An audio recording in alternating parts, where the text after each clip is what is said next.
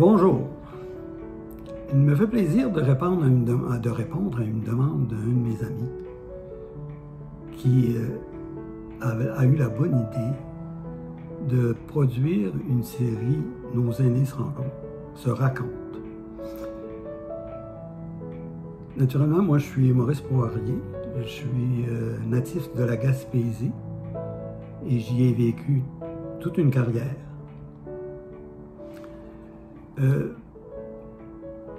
J'ai le goût de partir de mon enfance, naturellement, pour vous raconter ma vie.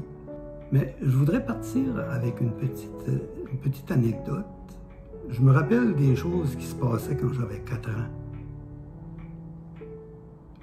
Mon père et ma mère vivaient en Gaspésie, naturellement, et étaient propriétaires de ferme, étaient sur une ferme. Donc j'ai vécu mes premières années, les 16 premières années de vie, dans une maison, sur une ferme. Mais pour revenir à ma petite histoire, à 4 ans, c'était Noël. Puis à 4 ans, on croit encore au Père Noël. Comme sur une ferme autosubsistance, on n'achetait pas grand-chose au magasin. C'était des effets comme le sucre, la farine, la melasse, des choses comme ça, parce que le reste, c'était fourni par la ferme. J'aurais peut-être besoin d'ici quelques mots plus tard. Mais mon père arrive du magasin général avec une boîte et je vois un élément qui m'intrigue, un morceau de métal qui sort, bleu. Puis mon père ramasse la boîte, puis ça se fait comme ça. Mais le Père Noël passe. On avait mis un biscuit puis un verre de lait. Ma mère nous faisait un vrai show de Noël et on croyait au Père Noël. Moi, le Père Noël, il m'avait apporté un avion bleu. Puis je m'aperçois que c'était une aile de cet avion-là que j'avais vu la veille. Alors, là, dans mon cerveau, même jeune, le contact s'est fait. Et puis j'ai été trouver ma maman. Je vis seul, un peu après. J'ai dit, Père Noël, ça n'existe pas. Ma mère, qui était un peu surprise, elle me regarde dans les yeux. Elle se rend compte qu'elle ne pourra pas me changer mon idée. Ça fait que la première chose qu'elle me dit, dis-les pas à ton frère. Alors, ça vous donne un aperçu de ma personnalité un petit peu. J'ai déjà douté, là, à 4 ans, je doutais déjà de certaines affaires ça nous changeait un peu l'esprit. J'ai gardé cet esprit-là qui se rapprochait un peu de l'esprit scientifique, analyser les faits, puis toutes ces choses-là. Mon enfant, on a passé une enfance heureuse sur la ferme. Mes parents, ma famille, on a eu... Moi, j'étais le plus vieux. C'était une place privilégiée parce que mes parents au départ, avaient seulement à s'occuper de moi et de mes autres frères qui ont suivi. J'avais un frère puis une sœur dans les moments où je vous parle. Quand j'avais 4 ans, j'avais un frère et une sœur qui me suivaient. Et puis, c'était vraiment intéressant au fur et à mesure qu'on vivait sur une ferme. Mais, naturellement, en Gaspésie, c'était des fermes autosubsistantes. Je demeurais dans la baie des Chaleurs. Et puis, dans notre paroisse, qui était la paroisse de Saint-Siméon, ça reste pour ceux qui connaissent le coin de la Gaspésie, c'était voisin, une petite paroisse, voisin de Bonaventure. Il y avait 4 rangs. Des rangs, ça veut dire là, des rangs, il y avait le village était le long de la mer, puis 2e rang, 3e rang, 4e rang. C'était comme ça que c'était organisé, naturellement. Et puis, les gens qui vivaient là, c'était tous, ou à peu près tous, des cultivateurs, à quelques exceptions de ceux qui avaient des commerces dans le village, des choses comme ça. Puis ceux qui pêchaient, qui pêchaient parce qu'on était le long de la baie des Chaleurs. Donc, tout ce qu'on voyait, nous autres, c'était le 3e rang chez nous. Les voisins, c'était des cultivateurs. Nos amis, c'était des cultivateurs. Les enfants qui s'amusaient, c'était des cultivateurs. Alors, on était dans un milieu un peu bucolique, dans le sens que sur notre terrain, il y avait une belle rivière. Il y avait une fosse qui était notre piscine à ce moment-là. Là, je parle des années 46-47, là, pour se situer dans le temps. Alors, sur notre terre, la terre familiale, la terre de la ferme, il y avait une belle rivière qui passait, une belle fosse de 7-8 pieds d'eau. Alors facilement, on a appris à jouer. C'était notre piscine. En plus, elle était tellement grande qu'on pouvait se permettre de se faire des radeaux et de se promener sur cette rivière-là, dans ce coin-là. Puis les amis des voisins venaient nous voir. Puis on s'amusait et c'était vraiment des belles choses.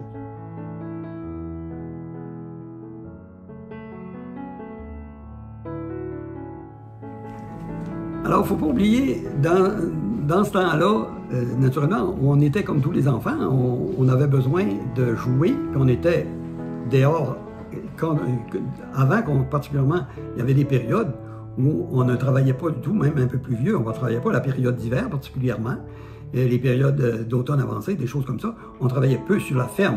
On traitait les animaux, on traitait les vaches encore, mais à ce moment-là, nous autres, on se fabriquait des jouets. On se fabriquait nos jouets, nos parents, c'était un espace, la ferme, c'était un espace de subsistance. On mangeait très bien, on avait une bonne maison, puis tout ça. Mais ce qui était intéressant, c'est que, particulièrement, j'avais un frère qui était immédiatement, qui était très habile. Il était même meilleur que moi pour fabriquer toutes sortes d'affaires. Puis on se fabriquait, les souvenirs me viennent, se bousculent l'un après l'autre. On se fabriquait, par exemple, un bicycle à neige. On appelait ça un bicycle à neige. On prenait un morceau, une douve d'un corps pour mettre du poisson ou des choses comme ça. Et on se fabriquait des bicycles à neige qui glissaient. Ça ressemblait pratiquement à un bicycle. Donc en dessous, c'était deux éléments qui permettaient de glisser sur la neige. Alors, actuellement, en plastique, les jeunes ont des choses comme ça pour jouer. Mais nous autres, on les fabriquait. Et puis on s'amusait beaucoup avec ça, on descendait. Mon père, lui, qui était très bon menuisier, nous fabriquait des petits tisselés, on appelait ça des tisselés en anglais, là, pour glisser dans les côtes, des choses comme ça. Ça, c'était nos jeux, particulièrement nos jeux d'hiver. Et puis, donc, on bâtissait toutes sortes de choses. On se bâtissait pour l'été des camions, en bois, tout en bois. On inventait des méthodes pour tourner les roues en avant. On avait des roues qui venaient de... On était chanceux, on avait ce qu'on disait des roues de fer. Les roues de fer, ça, c'était des roues, je ne sais pas d'où ça... Mes parents avaient pu obtenir ça. Il y avait certains voisins qui en avaient aussi. Ils obtenaient ça. C'est parce que ça, c'était relié au tramway de la ville. Ça roulait pour l'électricité sur les lignes. C'est comme ça que je l'ai compris. Moi, mes parents m'avaient donné cette explication-là. On avait des roues de fer, puis on se faisait des camions. Puis on jouait des camions. Puis là, c'était qui faisait le plus beau camion. Puis un système de petites poulies pour tourner. Notre camion tournait. On a inventé des affaires. Mais ça a été ça, notre vie. C'était ça, la vie. Puis on se levait de bonne heure. Puis nous autres, l'hiver, les parents, il y avait de la misère à nous rentrer. Il fallait qu'il fasse très froid pour revenir. Parce qu'autrement... Là, l'hiver, n'oubliez pas, le Québec, c'est les patins, ça commençait. On avait des patins, des fois, on avait des patins pour 2 gars. Une paire de patins pour 2 gars. Ça allait pas trop bien dans les grosses équipes de hockey, mais l'avantage qu'on avait, nous autres, c'était qu'à peu près à 30 pieds de la maison, il y avait ce qu'on peut appeler une baisseur. L'eau se ramassait l'automne là-dedans. Puis si on était chanceux, l'eau gelait. Notre patinoire était faite. On n'allait pas sur la rivière, ça, c'est parce que le courant était trop fort, c'était pas une bonne... Nos parents ne permettaient pas ça. Mais on avait notre patinoire. Là, de temps en temps, on allait y mettre de l'eau. Mais il faut penser que l'eau venait d'une pompe. Il n'y avait pas d'électricité dans ce temps-là. Ça vous donne une idée de notre vie. C'était éclairé, on arrivait de l'école, il fallait s'éclairer à la lampe Aladin. C'était spécial, la lampe Aladin, là. C'était des lampes, il y avait des lampes, on avait des lampes dans nos chambres, mais pour avoir un meilleur éclairage, c'était une lampe Aladin. Une lampe où ça fonctionnait. Là, je vous dis Aladin, probablement les vieux vont se rappeler de ça, mais les jeunes vont rire. Qu'est-ce qu'il veut dire par la lampe Aladin? Ça ressemblait un peu au fanal qu'on a là, quand on fait du camping, là, tu sais, qu'on doit pomper un peu pour que ça fonctionne avec un manteau. Là. C'était exactement ce système-là qui venait d'être inventé. Là.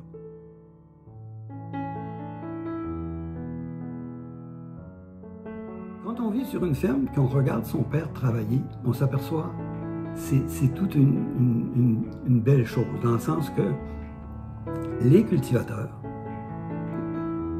font toutes sortes de choses, réparent leurs outils, font toutes sortes de choses, travaillent avec des outils, naturellement les faucheuses, les racleuses, pour le foin et toutes ces choses-là. On apprend vite à observer toutes ces choses-là. Et puis il faut dire qu'on a la chance aussi d'apprendre à travailler sur une ferme. Quand tu as 8-10 ans, tu travailles, tu participes au travail de la ferme. C'était ça ma jeunesse. Donc, on travaillait avec notre père, on aidait à rentrer le foin, on aidait. Et à ce moment-là, dans ces années-là, il faut bien dire que c'était des chevaux. Nous avions, ce qu'on disait, j'emploie un mot anglais, mais on disait c'est la team de chevaux. Le team. Ça veut dire une équipe de chevaux pour faire les travaux de la ferme. Labourer, faucher, rentrer le grain, toutes ces choses-là, rentrer les foins. Alors, on participait à tout ça très jeune, là. Et puis, un peu plus tard, on participait par notre travail sur la ferme. Par exemple, je me levais le matin à 5h30 pour aller traire 2 vaches. C'était mon travail. J'avais 10 ans. Mon père et mon autre frère partageaient. On avait 7-8 vaches à traire. On vendait du lait, on vendait de la crème, c'était tout ça, là, les choses qui se passaient. Naturellement, c'était une vie qui permettait de voir les tâches, puis le travail, puis s'habituer au travail régulier. C'était intéressant. On passait nos vacances dans les champs, au soleil. Et puis c'était plaisant. C'était vraiment plaisant de vivre cette chose-là dans la belle nature. Je vais arriver au moment, je vais revenir un petit peu, je vais arriver au moment où c'était le début, pour moi, d'entrer dans un monde merveilleux. C'était l'éducation, c'était aller apprendre. Je voyais ma mère qui lisait des revues. Ça me fascinait. Elle me lisait des choses que je comprenais que c'était écrit là, mais moi, 3, 4 ans, 5 ans, je ne savais pas lire. Mais ce que je faisais, quand elle avait mis sa revue de côté, je prenais la revue puis je la plaçais devant moi. J'imitais quelqu'un qui est en train de lire. Alors, ça me fascinait. Puis là, ma mère m'a expliqué que j'allais aller à l'école.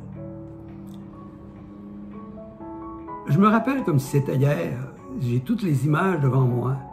La première journée que je suis parti pour aller à l'école. L'école était dans le rang, c'était une école de rang. Elle était à peu près, dans le temps on parlait de 1000, elle était environ 1000 de la maison chez nous, dans le même rang. Mais je me rappelle, j'avais un sac. J'avais un sac d'école sur le dos, qui était noir, qui était en cuir, qui sentait, je peux me rappeler de l'odeur de mon sac. Et puis je me rends à l'école. Mais il faut dire que cette école-là, c'était une école de rang de ce moment-là. Je suis dans les années 47, 48 environ, là. J'avais 6 ans. Donc, cette école-là, c'était l'école de rang qui comprenait des jeunes qui apprenaient de première à 7e année. Il y avait une trentaine de jeunes qui étaient là. Il y avait un professeur, une dame, qui nous accueillait. Alors, ça a été pour moi là, la merveille. Ça a commencé comme ça. Et moi, j'étais fasciné par l'apprentissage. J'étais fasciné que je voyais des lettres au tableau. Dès la première journée, j'étais... Alors, ça, c'est mon premier contact avec le monde de l'éducation. Puis au fond, ça a été ma vie.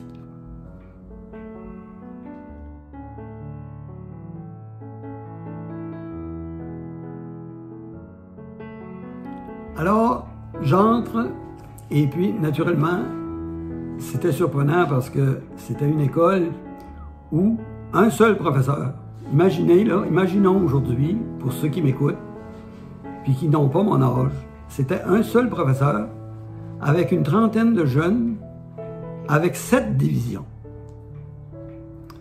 Alors, c'était tout un défi pour ce professeur-là, pour cette dame-là qui était là, qui était très gentille, puis qui avait une très bonne gestion de sa classe, malgré cette situation-là.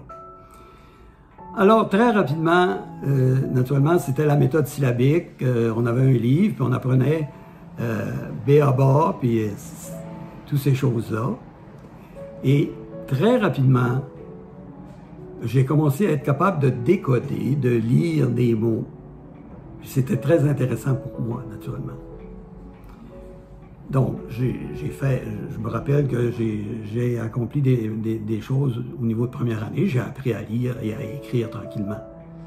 Mais ce qui était très intéressant et ce qui a été très important pour moi, pour mon futur, c'est que lorsque j'étais environ en 4e année, j'avais toujours des assez bons professeurs, malgré tout, malgré l'époque, si vous voulez. Le professeur qui était brillant, ben, il servait des élèves pour faire les apprentissages des plus jeunes. Parce qu'il ne pouvait pas, naturellement, enseigner à 7 divisions en même temps. Il fallait qu'il gère ça vraiment de façon spectaculaire quand je remémorise cette chose-là. Mais moi, j'étais en 4e année et puis j'apprenais assez bien, sans me vanter, là. Je patinais vite dans les coins, comme on dit des fois. Mais j'avais le plaisir d'aider les plus jeunes. Donc, le professeur, pendant qu'il travaillait avec les plus vieux, il se servait, je n'étais pas le seul ou la seule, il se servait des étudiants qui ça allait assez bien dans leurs affaires pour aider les plus jeunes. Alors, j'aidais les jeunes de première année, je les faisais lire les petits mots, je les faisais écrire leurs lettres. Et puis, ça me fascinait, moi, j'adorais ça. J'adorais ça. Et là, pendant 3 ans, là, j'ai fait ça. 4e, 5e, 6e année. J'ai fait ça. J'aidais les jeunes pendant que je faisais mes apprentissages. Mais il ne faut pas oublier que dans une école, dans une classe où il y a plusieurs divisions, il y a un autre élément qui rentre en ligne de compte. Supposons que tu es en 3e année, puis que le professeur enseigne la matière de 4e ou de 5e année. Si tu as fini ton affaire, tu écoutes le professeur. Ça fait que j'étais tout le temps, j'avais tout le temps une longueur d'avance dans mes affaires.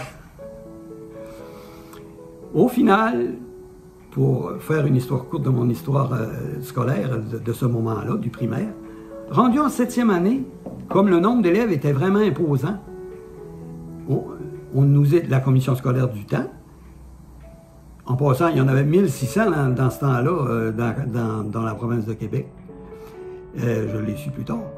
Mais ce que j'ai eu à faire, c'était de me rendre au village. Puis là, nous étions dans une seule classe pour faire la 7e année.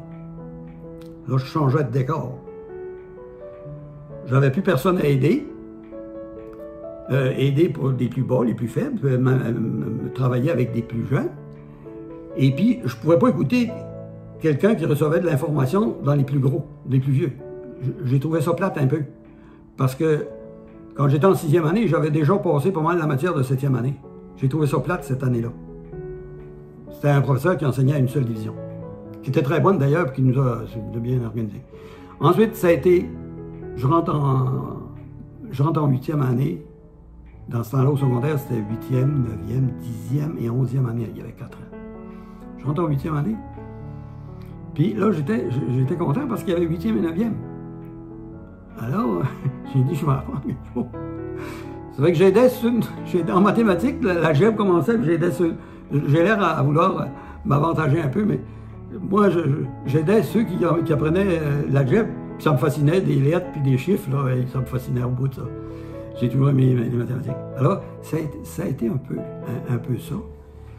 Puis c'est là que j'ai pris le goût de mon orientation. J'ai dit, moi, je veux faire un professeur. J'ai terminé. Puis là, ceci dit, sans fausse modestie, le professeur, j'étais en 8e année, puis à Noël, le professeur vient me dire, c'est un homme qui nous enseignait pour la première fois, c'était nouveau pour moi. Il vient me dire, Maurice, il dit, serais-tu intéressé à passer ton certificat de 9e année à la fin de l'année, le mois de juin? Je ne comprenais pas trop, là. Il dit, c'est parce que tu étais en train d'expliquer de l'algèbre aux amis dans la classe. Il dit, ce que je vais faire, je vais te faire passer ton certificat de 9e année, la première année du secondaire. Bon, moi, je ne comprenais pas trop, là. Mais il dit, oui, il dit, tu es capable de passer ton certificat. Il dit, ce que je vais faire, il dit, dans le temps de Noël, il faut que tu apprennes ta géographie, parce qu'il dit, il y avait un programme différent, puis je n'avais pas fait la géographie de 9e année. Il dit, ben, tu vas apprendre dans le temps de Noël la géographie. Je vais te passer au mois de janvier, je vais te passer un examen. C'était un peu bizarre comme situation pour moi de ce temps-là. Ben, j'ai dit OK. Ça fait que ça s'est passé comme ça. J'étais pas le seul qui faisait ça. Ça s'est passé après, je m'aperçu qu'il y en avait plusieurs. Je m'excuse de dire, les petits vites, là, des fois, ils sautaient des années dans ce temps-là, puis ça se faisait. J'étais pas le plus. J'étais pas le grand savant, là. C'était pas ça. Mais toujours est-il que j'ai fait 3 ans, puis j'ai fait 3 ans de secondaire, puis j'arrivais à la fin du secondaire. Bon, j'ai fait un 9e, puis 10e, 11e. Et à travers les dernières années, j'ai eu l'expérience d'une religieuse qui m'a donné la piqûre des mathématiques. C'était une femme extraordinaire au niveau des mathématiques. Et après ça a été l'orientation à l'école normale. C'était les belles... Là, j'avais bien du plaisir. Puis ça a été le début de ma grande carrière.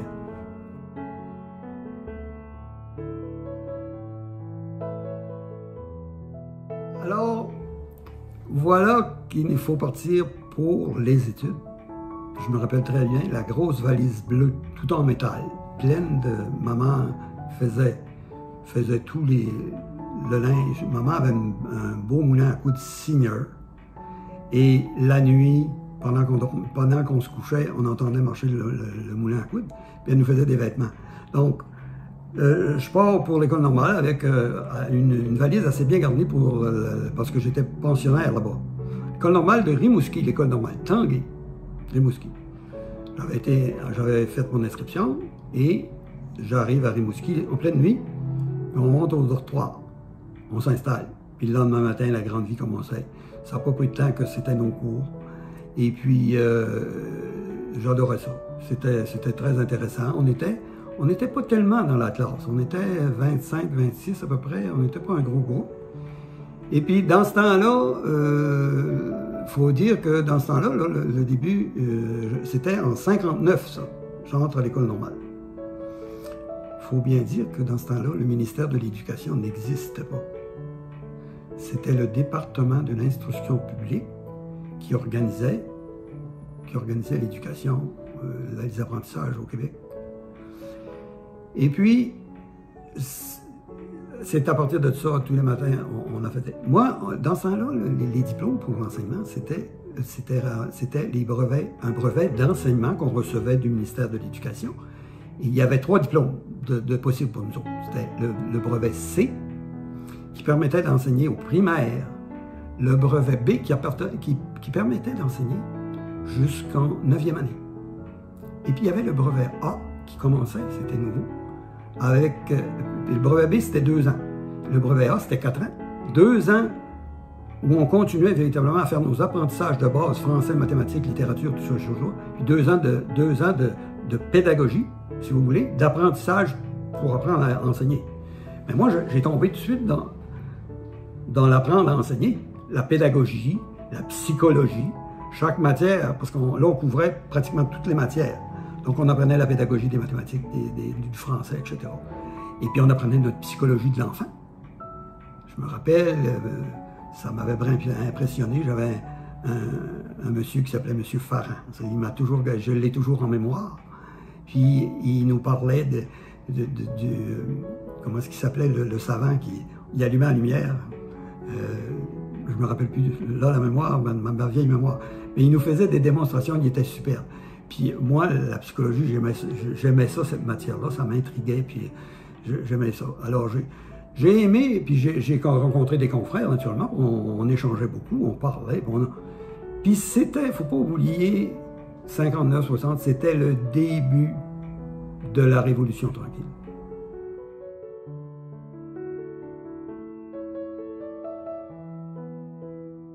Bon, voici ce qui arrive, c'est que, naturellement, une fois l'école normale terminée, j'avais mon diplôme, j'étais fier.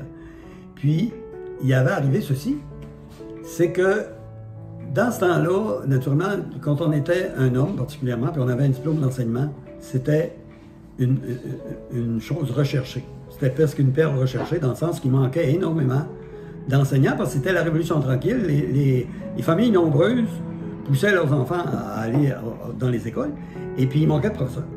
Alors, quand il y avait un professeur qui était formé, là, c'était recherché parce qu'il y avait plusieurs, dans ce temps-là, plusieurs personnes qui enseignaient, qui faisaient quand même des bons travaux malgré tout, qui enseignaient sans formation pédagogique.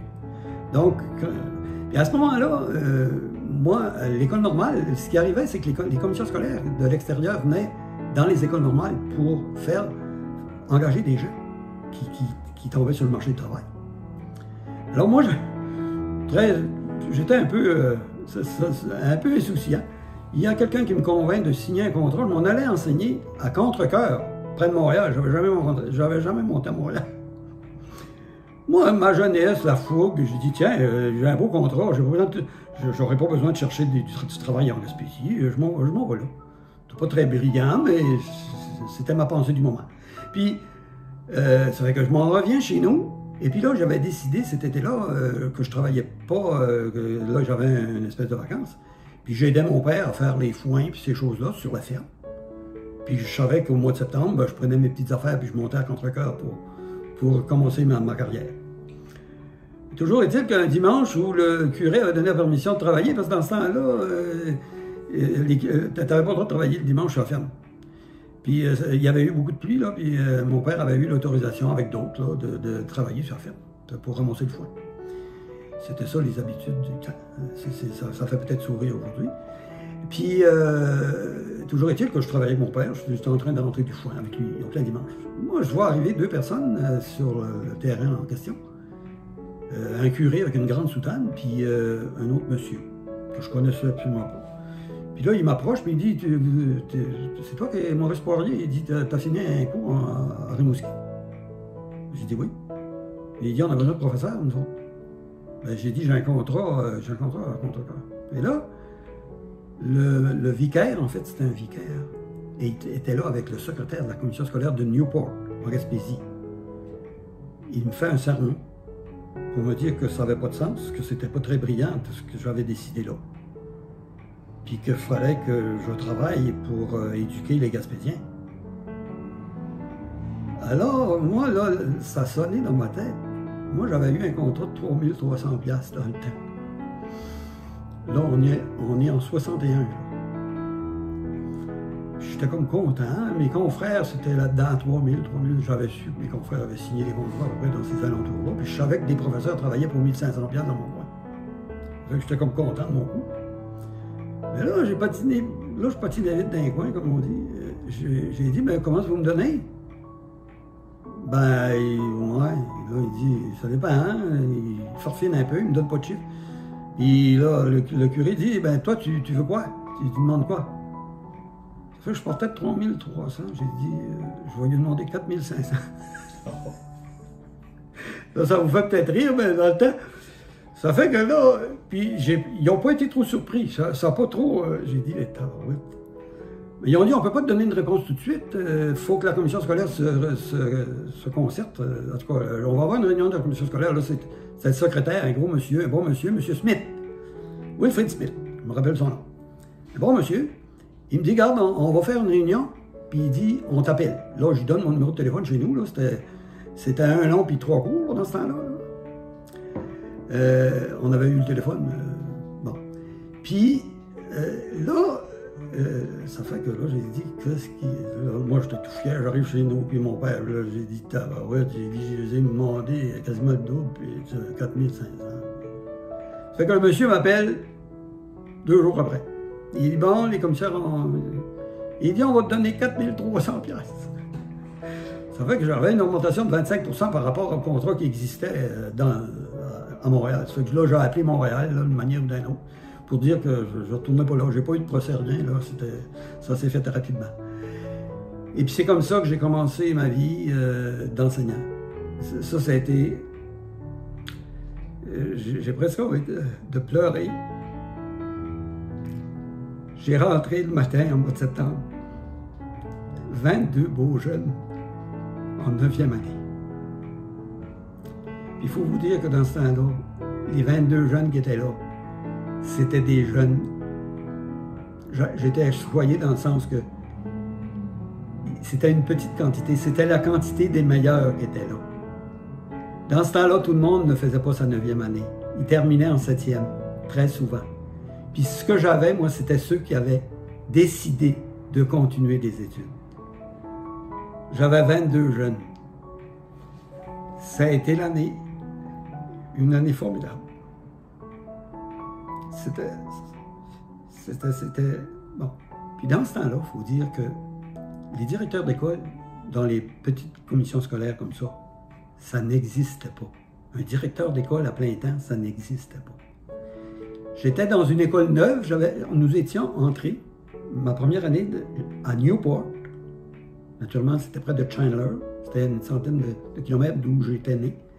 C'était vers Percé, pour ceux qui connaissent un peu la géographie de ceux qui m'écoutent. Puis, à ce moment-là, naturellement, moi, j'ai commencé, puis j'avais un ami qui lui, enseignait la 10e année. Puis ça a été mon mentor du début, parce qu'on avait appris un peu de choses à l'école normale, mais lui, il m'a vraiment guidé au début. C'était un monsieur Smith, qui est demeuré mon ami toute sa vie, puis qui a quitté la région pour aller travailler à Québec, dans le domaine de l'éducation. Mais lui, il était le directeur, puis il enseignait. Puis il me guidait. Puis j'allais bien avec lui. C'était un bon mentor. Puis ça fonctionnait. On était jeunes. Puis mes jeunes qui étaient en 9e année ont passé une très belle année. Ils ont bien réussi, tout ça. Mais ce qui est arrivé, c'est que mon ami, lui, voulait devenir directeur à plein temps. Puis moi, puis il s'en a été. La commission scolaire n'a pas voulu. Puis moi, la commission scolaire a dit, mais toi, tu vas être le directeur, puis tu vas enseigner. Ça fait que j'ai rentré dans ce moule-là. Mais le directeur, c'était vite parlé. J'organisais un peu les classes au début. Puis après ça, ben, j'enseignais ma 9e année. Puis de temps en temps, ben, je rencontrais un élève qui était plus mal que les autres. Mais ça se résumait là. Il n'y avait pas grand-chose. Le poste de directeur d'école, je l'ai raffiné après. Et puis, j'ai continué. J'ai continué comme ça, tranquillement. Et à ce moment-là, l'école secondaire qui commençait à s'organiser à Chandler, la paroisse voisine, ils sont venus me trouver et ils m'ont demandé si je ne serais pas capable d'être adjoint dans une école secondaire. Les polyvalents n'étaient pas nés encore là. Dans une école secondaire. Et à partir de ça, j'ai accepté un contrat de directeur adjoint.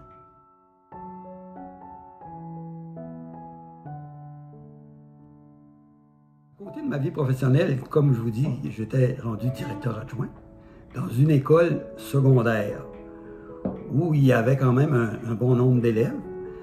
Moi, j'avais une vie, naturellement, j'avais une vie personnelle. Quand j'étais jeune, là, je vais retourner encore un peu en arrière. Là.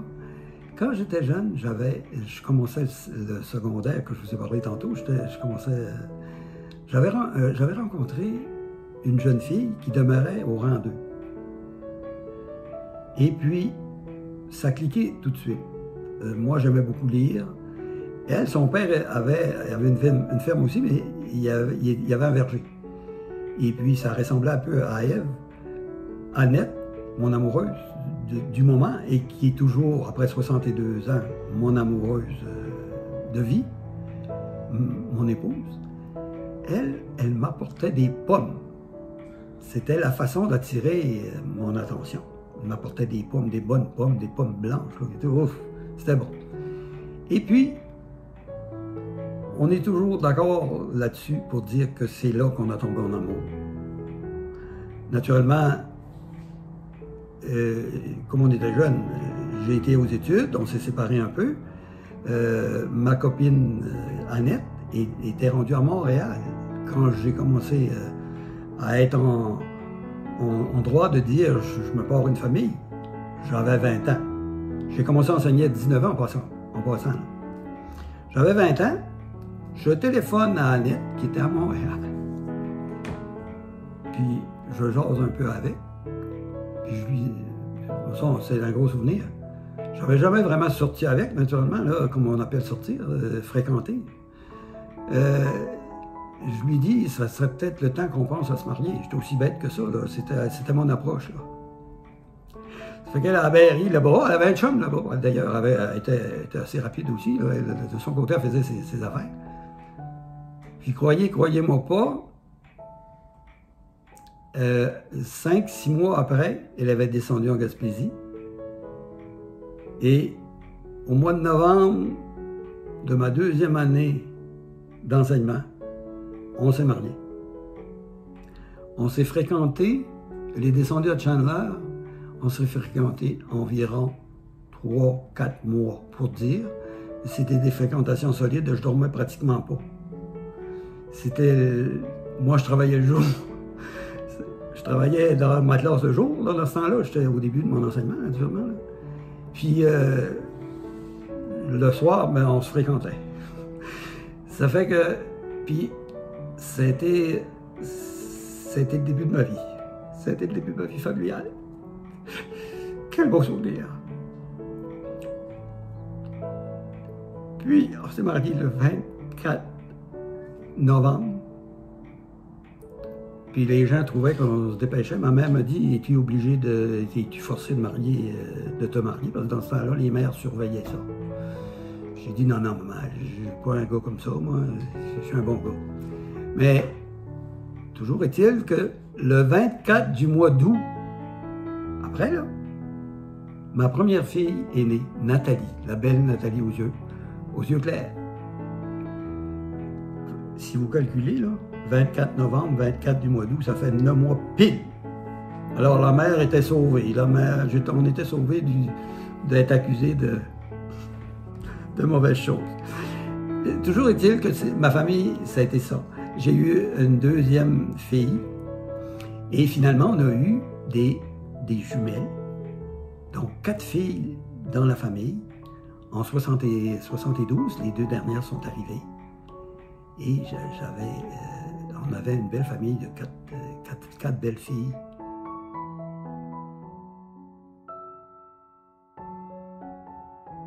À ce moment-là, quand mes dernières filles sont nées, j'ai eu une promotion, j'ai pris une école primaire. J'étais adjoint au secondaire, comme je l'ai dit tantôt. Puis là, j'ai pu entrer dans une école primaire de 727 élèves. Je me rappelle du chiffre. 727 élèves, où j'ai passé 17 belles années avec des jeunes. Parce que moi, j'aimais travailler avec les jeunes, puis j'aimais particulièrement les jeunes de primaire. C'était très intéressant. Mais ma vie est tellement remplie de toutes sortes de choses. Je peux vous parler du volet. Naturellement, quand on arrive dans l'enseignement, et puis qu'on a un diplôme brevet, on s'aperçoit rapidement qu'il faut se perfectionner. Puis d'ailleurs, le mood était donné à ce moment-là. Le ministère de l'Éducation avait été créé avec Gérin Lajoie comme le premier ministre de l'Éducation. Et puis, on forçait beaucoup à perfectionner les enseignants. Alors moi, je suis rentré naturellement dans ces choses-là. Et j'ai perfectionné ma formation. J'ai pris toutes sortes de moyens détournés parce que je n'avais pas fait de classique. J'ai été faire du classique à Bathurst l'été. Ensuite, on a été demandé imaginez, là, il n'y avait pas beaucoup d'universités. L'Université du Québec n'était pas encore... Il commençait à poindre dans la fin des années 60, il faut y penser. Mais par contre, il fallait nous avoir des formations universitaires. Alors, on a demandé... On est monté avec un des chums, on est monté à Laval, puis on a négocié des choses. C'était très difficile parce que les cours ne sortaient pas beaucoup des universités dans ce temps-là. L'Université du Québec n'était pas développée beaucoup. Alors on a réussi à convaincre Laval de nous donner, parce que là, les directeurs d'école, on s'est réunis, la province de la Gaspésie. L'Université Laval nous donnait une formation de 2e cycle universitaire, un cours en administration scolaire, 2e cycle universitaire. Alors, on a travaillé fort. On négociait tout le temps avec nos commissions scolaires. On avait nos vendredis, tous les 15 jours, vendredi, samedi, dimanche au midi. On était dans nos cours durant toute l'année et durant 6 semaines, l'été plein temps. Ça roulait. Puis c'était des cours solides, c'était pas des cours au rabais, là. C'était le même cours qui se donnait à plein temps avec dans les universités. Alors, on était très contents, très chanceux. Ça nous permettait de solidifier notre formation de gestionnaire scolaire. C'était... Donc, ça a été ça ma vie. Puis j'ai continué j'ai continué, j'ai fait des cours à l'ENAP, là, ceux qui connaissent l'ENAP, l'Université du Québec, la formation en gestion à l'École nationale d'administration publique. Puis, je me suis même permis à la fin de suivre des cours de pédagogie encore en mathématiques puis en français. Pourquoi? Parce que ma retraite arrivait, tranquillement. Puis j'ai sorti à la retraite à 54 ans. 54 ans, puis on voulait faire partir une compagnie avec quelques amis pour donner des cours. J'ai été conseiller pédagogique à travers de ça.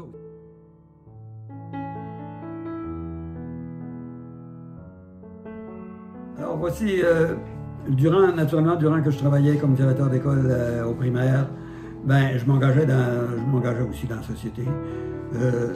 La première chose, c'est que j'ai été président de l'Association des directeurs d'école de la Gaspésie. Ça aussi, c'était très intéressant parce que les directeurs d'école à travers la province s'organisaient naturellement en association. Nous n'étions pas des syndicats parce que nous étions des cadres, mais on faisait des représentations au gouvernement pour nos conditions de travail, des choses comme ça. Donc, il y avait un organisme provincial, puis on avait des associations de région. Et là, j'étais président de l'association des directeurs d'école de la Gaspésie. On avait un conseil d'administration et j'ai passé plusieurs années là à travailler dans ce domaine-là. Naturellement, dans mon milieu immédiat, ben, on était appelé à faire du bénévolat aussi différent. Dans les clubs optimistes, par exemple, qui s'occupent beaucoup des amis, des jeunes, toutes ces choses-là. On travaillait là-dedans. J'étais avec un groupe de gars, de travailleurs. Il faut dire que dans le coin où j'ai travaillé, c'était Chandler. C'était un bon coin pour le travail parce qu'il y avait une compagnie qui fournissait le papier, une compagnie de papier qui fournissait New York Times. C'était presque son seul client. Donc, tout ce temps-là, c'était une région qui était prospère. Il y avait de l'argent, il y avait plusieurs jeunes qui ont fait des carrières à l'usine. Leur père a travaillé là-dedans, puis des choses comme ça. Donc, c'était intéressant de ce côté.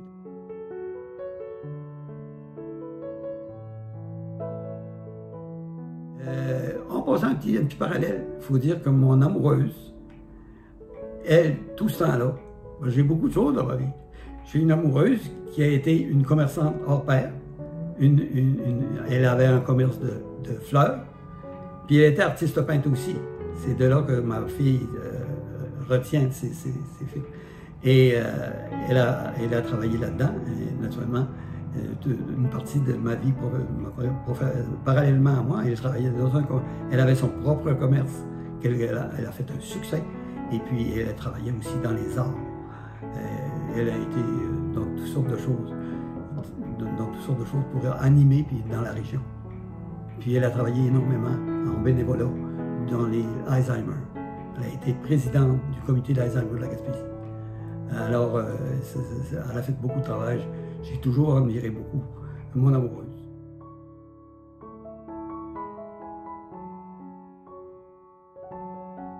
Finalement, naturellement, on a convenu, mon amoureuse et moi, que nous avions 54 ans. À 54 ans, j'avais le droit de prendre ma retraite.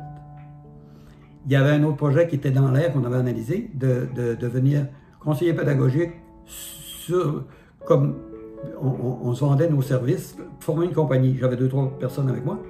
On pensait de former une compagnie puis vendre des services parce que c'était très populaire dans ce temps-là. Les commissions scolaires, à cause des changements de programme, toutes ces choses-là, avaient besoin vraiment de pédagogues qui enseignaient à leurs propres enseignants.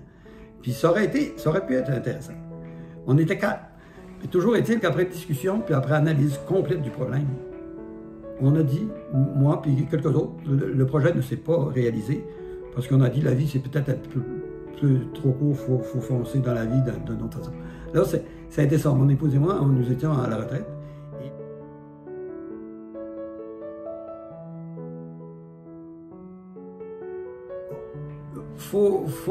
Naturellement, il y a beaucoup de choses qui se passent dans la vie. Il y a ma vie professionnelle, mais il y a ma vie parallèle personnelle. Mes 4 enfants, naturellement, moi, j'osais avec eux autres. Alors, les 4 enfants ont passé par le cégep qui s'était formé, que moi, je n'avais pas connu comme formation. Le cégep était arrivé dans la fin des années 60. Et mes enfants ont passé par le cégep, l'université. J'avais 4 filles. Alors, ma plus vieille, ma belle Nathalie, s'est dirigée après son cégep de 2 ans, le cégep général qu'on appelait. Il y avait le cégep qui donnait les techniques, puis le cégep général pour préparer à l'université. Ma belle Nathalie se dirige vers la formation de psychologue. J'étais très content. Et c'est là que Nathalie a passé à travers son cours de psychologue. Elle est devenue psychologue. Elle a passé une belle carrière. Elle a travaillé à l'Institut Pinel à Montréal comme psychologue pour les ados abuseurs dans ce temps. C'est toujours comme ça. Et tout dernièrement, elle a terminé sa carrière. Elle est à la retraite avec moi. Alors, j'en suis très fier. Naturellement, mes enfants, j'ai toujours une grande fierté. Ma deuxième fille s'est formée au niveau du cégep. Elle est surtout artiste. C'est un artiste peintre. Elle travaille dans d'autres domaines aussi pour compléter parce que c'est assez difficile de faire une carrière complète et de vivre de son art. Mais elle est excellente, beaucoup d'imagination, fait des belles choses dans le domaine des arts. Naturellement, nos maisons ont toujours été remplies. Mes autres filles, naturellement, entraient sur les marchés de travail. J'ai une fille qui est orthophoniste pour la commission scolaire de Montréal. Ça a changé de nom un peu, là, parce que c'est les centres de services scolaires. Mais, donc, ma fille qui travaille à la commission scolaire de Montréal comme orthophoniste. Et puis, j'ai une de mes, on parle de jumelles, une de mes dernières filles, qui, elle, a appris le domaine de l'enseignement. Elle était comme moi, elle enseignait au secondaire. Et puis, j'ai été surpris, puis heureusement surpris, puis je suis très fier d'elle aussi. Elle est devenue directrice d'école dans le même point où j'ai exercé mon métier de directeur à l'école primaire. Elle est directrice d'école primaire. Elle a une très forte formation, une formation de 2e cycle en administration scolaire. En plus, naturellement, les diplômes ont bien changé. C'est 4 ans pour être professeur maintenant. Et puis, une formation pour la direction d'école. Donc, je suis fier, puis je suis très fier de mes 4 filles, naturellement, mais je suis surtout fier de mes descendants, mes petits-enfants, qui sont tous passés. J'ai 2 électriciens là-dedans, j'ai des gens qui ont passé par l'université. J'ai une fille qui travaille comme avocate, puis elle est procureure pour la ville de Montréal, des choses comme ça. J'ai l'air de me vanter comme ça, mais je suis fier de ma descendance. Vous ne pouvez pas savoir. Ces jeunes-là. Et puis, il faut vous dire mon cadeau, tout dernièrement, parce que à la retraite, j'ai travaillé pour des associations, je travaillais pour les assurances des enseignants, des choses comme ça. Je faisais la formation, puis j'aidais au projet c'était une petite affaire, un petit bénévolat pour les enseignants de la Gaspésie et de la Côte-Nord. Je me promenais un peu, puis je travaillais les contrats d'assurance un peu avec un contrat provincial pour les retraités. Alors, j'ai fait toutes sortes de choses comme ça. Vous voyez que c'est un petit peu décousu mon affaire, mais vous me suivez un petit peu. Puis, c'est ça. Mais mes petits-enfants, c'est toute beauté de les voir aller. Et il y en a une seule qui termine son secondaire, dans mes 9 petits-enfants, la dernière de la lignée. J'ai un beau jeune qui a terminé en mai son cours d'ingénieur à la Polytechnique. J'en ai une qui est avocate pour la ville de Montréal, comme je viens de le dire. Puis j'ai d'autres jeunes qui sont en train de vivre leur profession. C'est formidable. Puis le dernier cadeau, c'est un beau petit Jacob qui est arrivé, qui était mon arrière. Ma petite fille, Florence, a eu, avec son beau Nicolas, un petit garçon. Un beau petit garçon. Quand je l'ai pris dans mes bras, j'ai pleuré.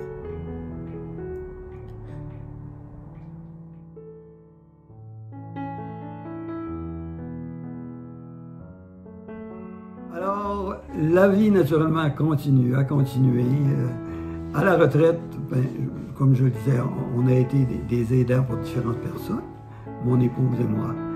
Puis, on a continué à développer nos passions. Moi, je me suis permis de développer la belle passion de faire de la sculpture sur bois. C'est extrêmement intéressant. Tu rentres dans ta bulle, tu prends tes ciseaux, tes gouges, et puis tu crées des choses sur le bois. Moi, j'avais toujours aimé le bois. J'avais travaillé avec mon père, qui était menuisier aussi, là. Et j'aimais la senteur du bois, la texture du bois. Alors, j'ai travaillé tranquillement à faire de la sculpture sur bois en Gaspésie. Je m'étais organisé un atelier. Mon amoureuse travaillait, naturellement, était à la retraite, comme je l'ai dit tantôt. On était sortis tous les deux à la Fondation Commerce au même moment où je prenais ma retraite, 54 ans. Et mon épouse a travaillé les arts durant toute sa retraite. Elle travaille encore beaucoup là-dedans. Donc, c'est une belle passion qui remplit des journées, qui remplit des moments. Et puis, ça va très bien. Nous, il faut dire que relativement récemment, il va y avoir 4 ans, nous sommes déménagés, nous avons quitté la Gaspésie. Comme je dis souvent à mes amis, je radote par moment. Le gars quitte la Gaspésie, mais la Gaspésie quitte pas le gars. C'est véritablement ça. Mes rêves sont encore en Gaspésie souvent.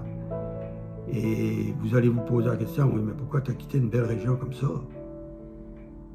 Il faut vous dire que toute ma famille, ma descendance, pratiquement tous à Montréal, à l'exception d'une fille qui m'a remplacé en Gaspésie dans les écoles.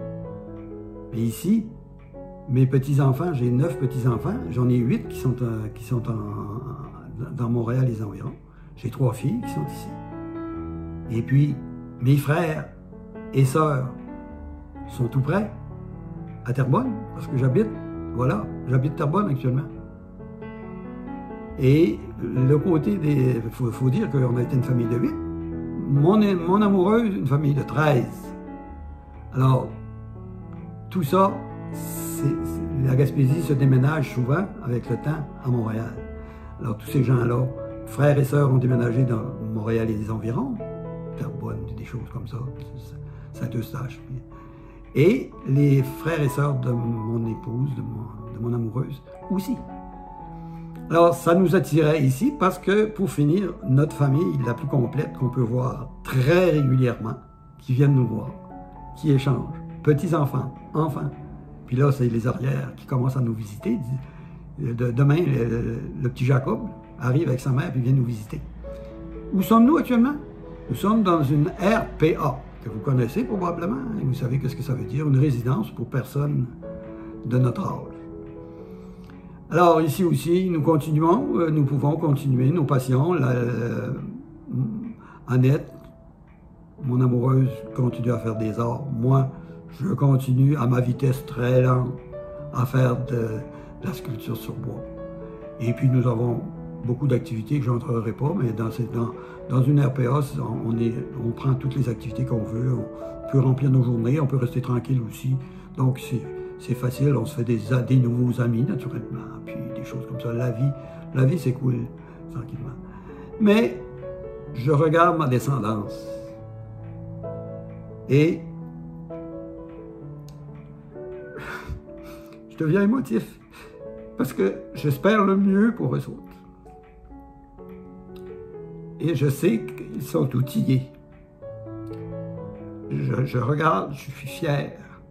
Ils sont outillés pour faire face à notre société d'aujourd'hui, qui n'est pas facile, qui n'est pas très facile. On peut se poser beaucoup de questions sur l'international. On ne rentrera pas là, naturellement, c'est pas sur l'international, sur tout ce qui se passe. Tout ce qui se passe dans les médias, au niveau de la santé, par exemple, des choses comme ça. C'est des questionnements, c'est des inquiétudes. Mais je suis fier parce qu'ils sont équipés. Puis nos petits sont là, ils sont équipés. Nos petits-enfants sont équipés. Ils ont passé par des bonnes écoles, des bonnes formations. Ils ont eu des parents qui ont veillé au grain. Et puis je suis fier de ma descendance, très fier. Merci beaucoup, Maurice.